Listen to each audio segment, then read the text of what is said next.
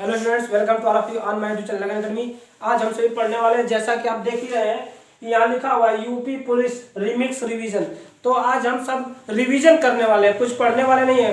तो आपसे यही निवेदन किया जा रहा है कि आप इस दृष्टि से पढ़िए कि आपने अब तक क्या पढ़ा और आपको उसमें से क्या याद है, ये हम आज रिविजन करने वाले हैं। तो आज लगन अकेडमी ने यह निश्चय किया है कि क्यों ना हमने पिछले जो दिनों में आप समय तो रह नहीं गया, पिछले दिनों में जो पढ़ा है उसे आइए रिवीजन करते, क्विक रिवीजन। और 20-22 मिनट का क्लास होगा, बहुत ही समझ लीजिए कि इंपॉर्टेंट होगा। इसमें सारे विषय को मिलाया गया है, इसलिए हमने यहाँ पर लिखा हुआ है रिमिक्स रिवीजन, यानी हिंदी। यहाँ लिखा हुआ है ऋग्वेद यानी इतिहास, भौतिक विज्ञान, रसायन विज्ञान, इसके अलावा आपका भूगोल और पॉलिटिक्स, ये सारे मिलकर हम लोग आज पढ़ने वाले हैं। केवल 20-22 मिनट में आप धैर्य बनाकर बस बने रहिए, देखिए, वॉच कीजिए कि क्लास कैसी है ना। यहाँ जैसा और ट्रिकी है, एक ये भी बात बता दें, ट्रिकी याद नहीं होगा तो याद हो जाएगा तुरंत। देखिए यहाँ पर लिखा हुआ ऋग्वेद, अर्थात आपको यह स्पष्ट हो गया होगा कि आज हम पढ़ेंगे इतिहास। इतिहास के सबसे मोस्ट इंपॉर्टेंट हमने ये टॉपिक, वेद, 4 वेद होते हैं। आप कॉपी कलम लेकर तो नोट कर सकते हैं अगर आपको ये नहीं याद है। तो सबसे पहला वेद है ऋग्वेद, और इसी प्रकार से पूछे सबसे प्राचीन वेद कौन हो जाएगा, ऋग्वेद।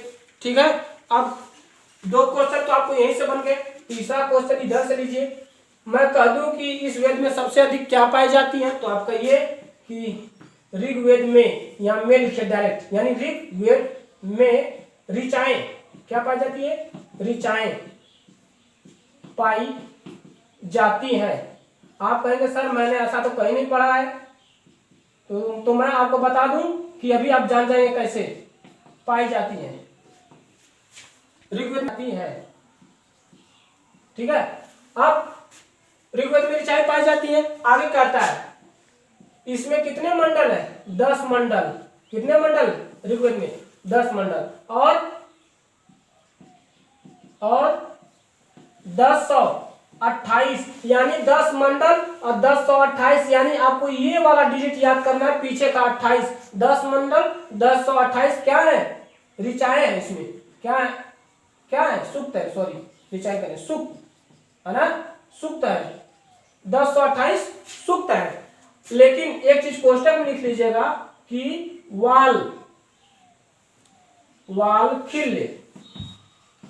वाल्खिल्य पाठ, के यहाँ पे लिखेगा वाल्खिल्य पाठ के 11 सूक्तों सहित, 11 सूक्तों सहित। ठीक है, यानी इन्हें मिला करके आपका बनेगा 1028 सूक्त। अब मैं कहता हूं इसमें कितनी ऋचाएं पाई जाती है, तो ऋचाएं हैं आपकी वही 10। ठीक है, लेकिन यहाँ 10,000 में आ जाएगा और यहाँ 462, 10,462। ठीक है, अभी हमने ऋग्वेद देखा और ऋग्वेद में क्या मिली, ऋचाएं। ऋचाएं यहाँ पर क्या है, देखिए ऋचाएं। ठीक है, ऋचाएं कितनी ऋचाएं होती हैं, तो सबसे अधिक ऋचाएं ही पाई गई है। तो मैंने इसमें क्या गलत लिख दिया अपने तरफ से कि ऋचाएं पाई जाती है, यानी इसमें सबसे अधिक क्या है, ऋचाएं पाई जाती है। अब ऋचाओं का अध्ययन करने वाला ऋषि, ऋचाओं का अध्ययन करने वाला ऋषि क्या कहलाएगा, होत्री कहलाता है। क्या कहलाता है, होत्री। इसे अंडरलाइन कर लीजिए, हो सकता है कि पूछ देते हो, कई बार पूछा गया। ऋचाओं का अध्ययन करने वाले ऋषि क्या कहेंगे, होत्री कहते हैं। अब मैं कह दूं कि ऋग्वेद यहां पर आइए, ऋग्वेद किसकी जानकारी देता है। प्रश्न देखिए, हम प्रश्न आपको देते जा रहे हैं और आंसर यहां लिखते जा रहे हैं कि ऋग्वेद किसकी जानकारी देता है। तो ऋग्वेद यहां पे लिखिएगा, ऋग्वेद से आर्य क्या, आर्य समाज, ऋग्वेद से आर्य समाज के, ऋग्वेद से आर्य समाज के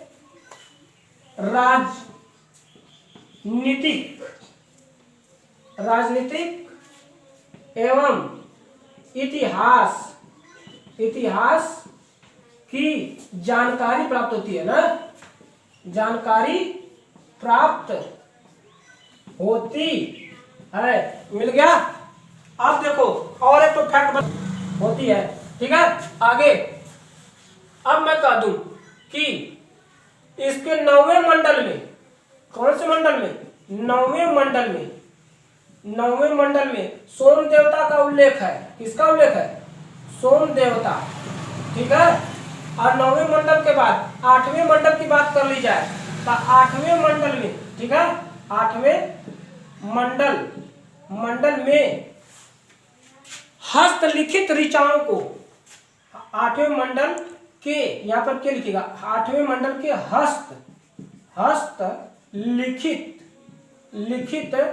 हस्तलिखित ऋचाओं को, ठीक है, ऋचाओं को क्या बोला जाता है? 8वें मंडल की हस्तलिखित ऋचाओं को बोला जाता है खिल। क्या बोला जाता है? खिल। इसे भी नोट डाउन कर लीजिए, कई बार पूछा है। ठीक है। अब मैं कह दूं कि तीसरे मंडल में तो वह विश्वामित्र की लिखी गई, तीसरा मंडल जो है वह विश्वामित्र द्वारा लिखा गया है, जिसमें देखिए यहां पर लिखिए, इसके तीसरे मंडल में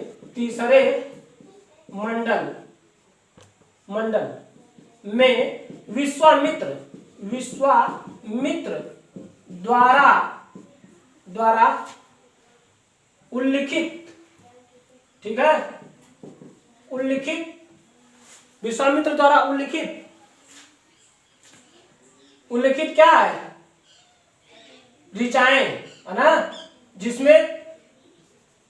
जिसमें सूर्य देवता को लिखिए, सूर्य देवता अर्थात सावित्री, उसमें लिखा है कि सावित्री, बड़ी की मात्रा, ठीक है, तो सूर्य देवता यानी सावित्री को समर्पित प्रसिद्ध गायत्री मंत्र है। क्या है? प्रसिद्ध गायत्री मंत्र। ठीक है। इतना फैक्ट आपने ऋग्वेद से जाना और इतने फैक्ट को आज अभी आपको तैयार होने चाहिए। अगर आपने नहीं पढ़ा तो ये आपको समझ लेना चाहिए कि जरूर यहाँ से मैं दावा करता हूँ कि 1-2 क्वेश्चन पक्का फंसेंगे, क्योंकि ये हमारा सबसे पहला वेद है। इतिहास का भी एक अच्छी टॉपिक है, यहाँ से एक क्वेश्चन जरूर पुटअप होता है। तो अब हम लोग इस तरह से यह इतिहास इतना रिविजन किए। अब हम चलते हैं भौतिक विज्ञान पर।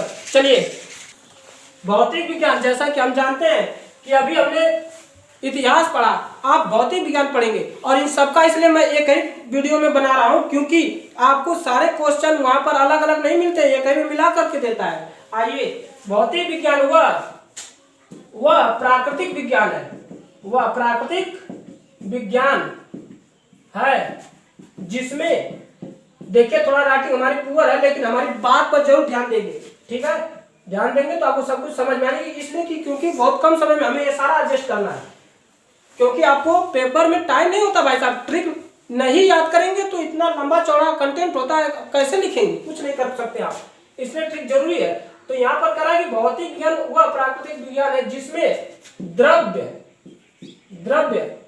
और एवं लिखिए, एवं, तो द्रव्य एवं ऊर्जा, ठीक है, द्रव्य एवं ऊर्जा और उसके पारस्परिक,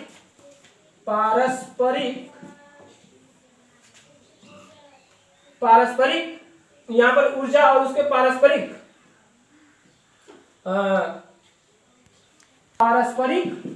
क्रियाओं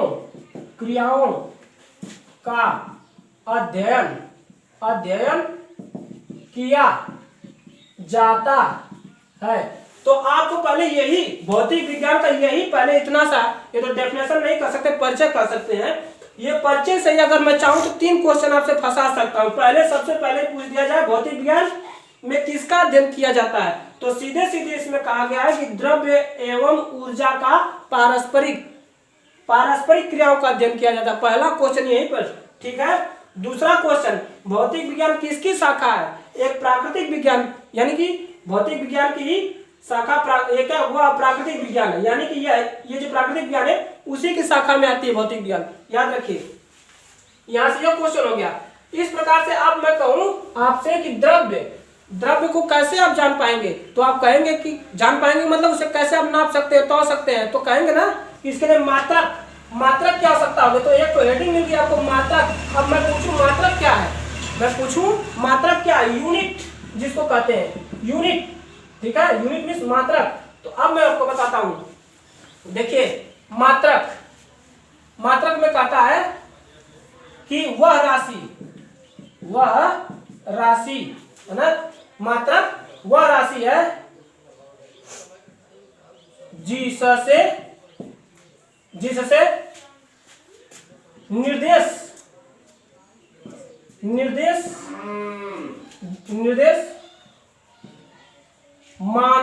मापन, यानी मापन है ना, मापने की चीज। तो वह राशि जिससे निर्देश मापन का ज्ञान होता है। क्या होता है? ज्ञान होता है। किताबी भाषा याद करेंगे भूल जाएंगे, अपने भाषा में याद कीजिए, ठीक है, लेकिन चीज वही, कंटेंट वही होना चाहिए। अब वो कहता है कि मात्रक कई प्रकार के होते हैं, तो यहाँ पे लिखिए मात्रक 2 प्रकार के होते हैं। मात्रक 2 प्रकार के होते हैं। कई प्रकार के? मात्रक 2 प्रकार के। तो मैं कहूँ पहला, तो यहाँ पर आज ये पहला में लिखिए, पहला आता है मूल मात्रक, और दूसरा मैं कह दूं तो व्युत्पन्न मात्रक। क्या? व्युत्पन्न।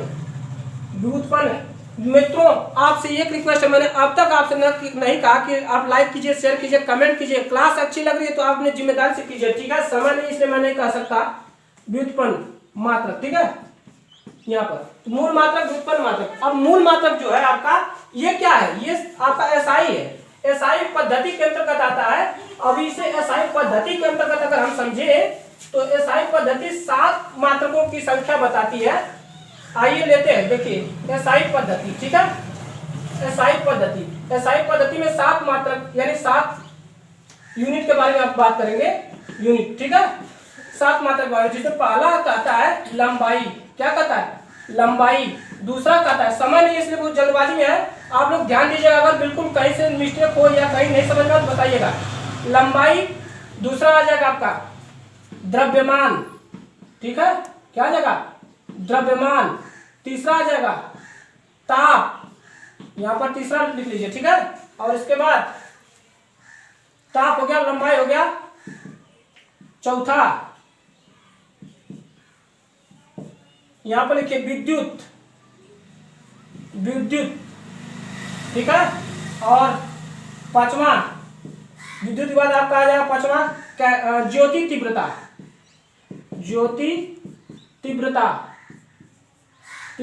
ना, ज्योति तीव्रता। उसके बाद छठवां आपका आ जाएगा पदार्थ का परिमाण, पदार्थ एक फॉर्म से छूट रहा है, यहाँ हो गया लंबाई, द्रव्यमान, ताप, हाँ समय, देखिए यहाँ पर समय छूट रहा था, सॉरी, यहाँ पर एक तो बना लीजिएगा, ये तीसरे, यहाँ पर तभी पॉइंट हटानी पड़ेगी।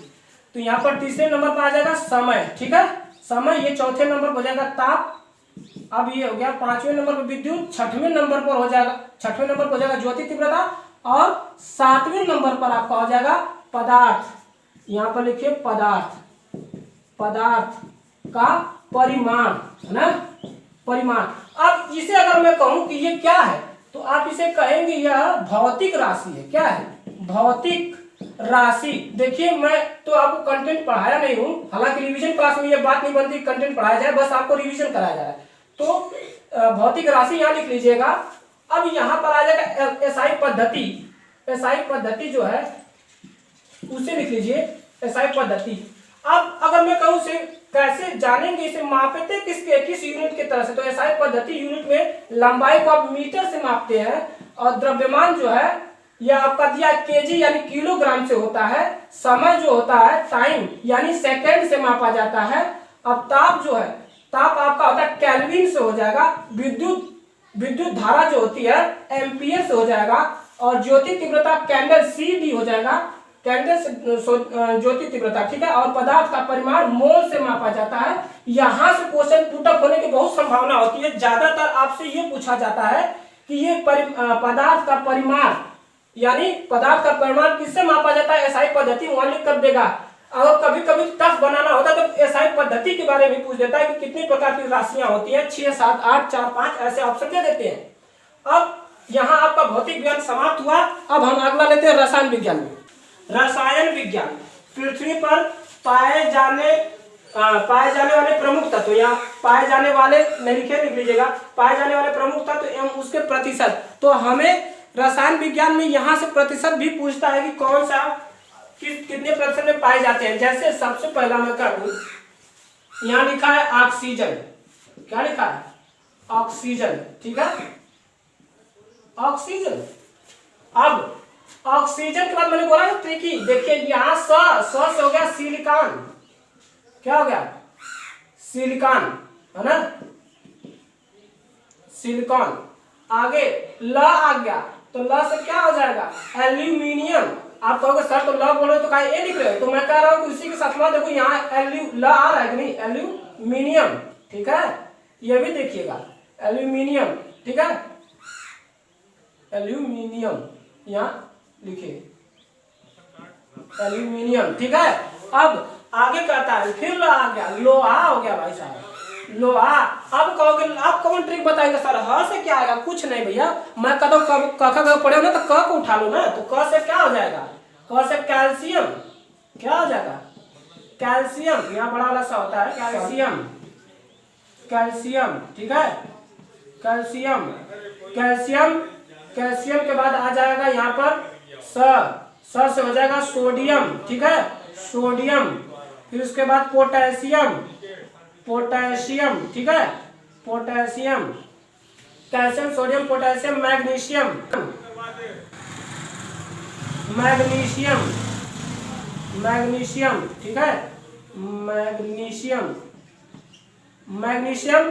फिर इसके बाद आ जाएगा टिटेनियम, टिटेनियम।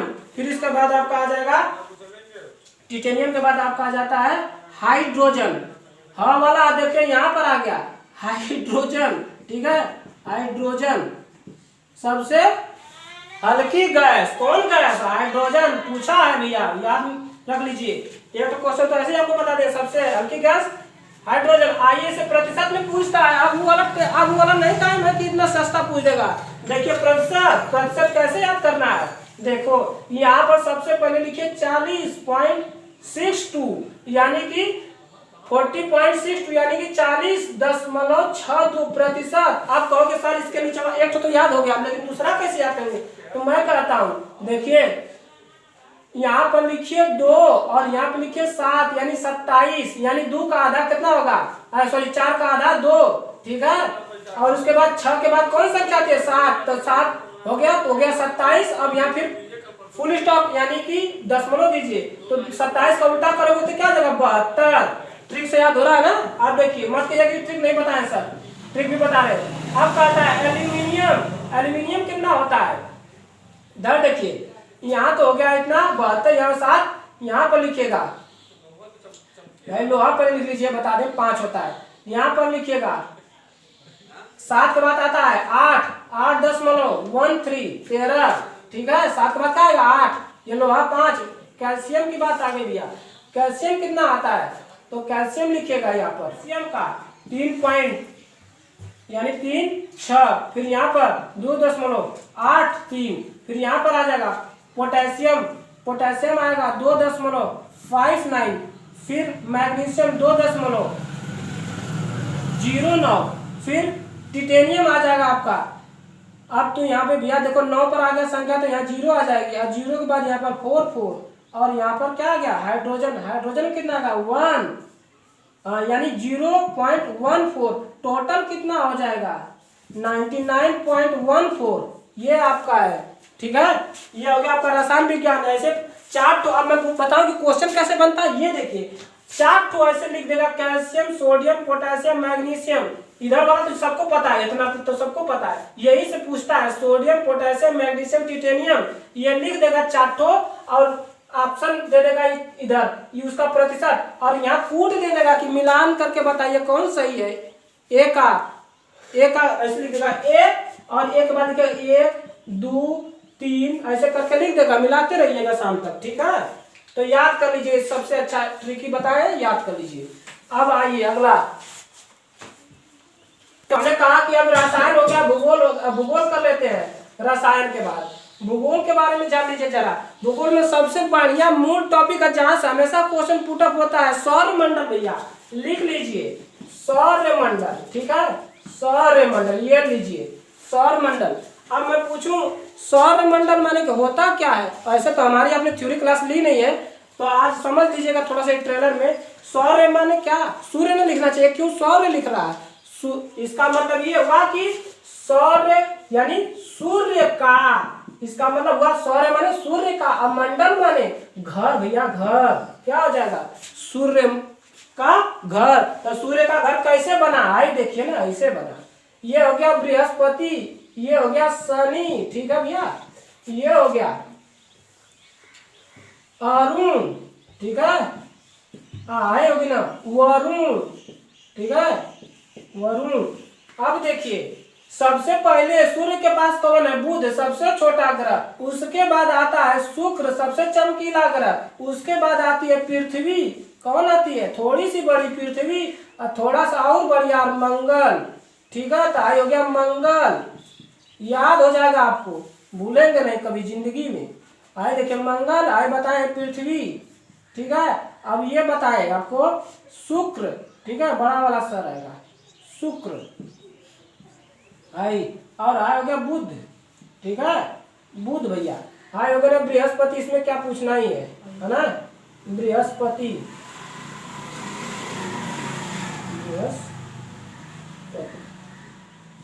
ठीक। अरुण, अरुण यहाँ गड़बड़ क्या हो जाता है? यहाँ अंग्रेजियों में नाम दे देता है, क्या दे देता है? यूरेनस एवं नेपच्यून। हाँ तो ये तो अंग्रेजी है, उसका भी लिख लीजिएगा यूरेनस, है ना, यूरेनस, और इसका लिखिएगा नेपच्यून, ठीक है।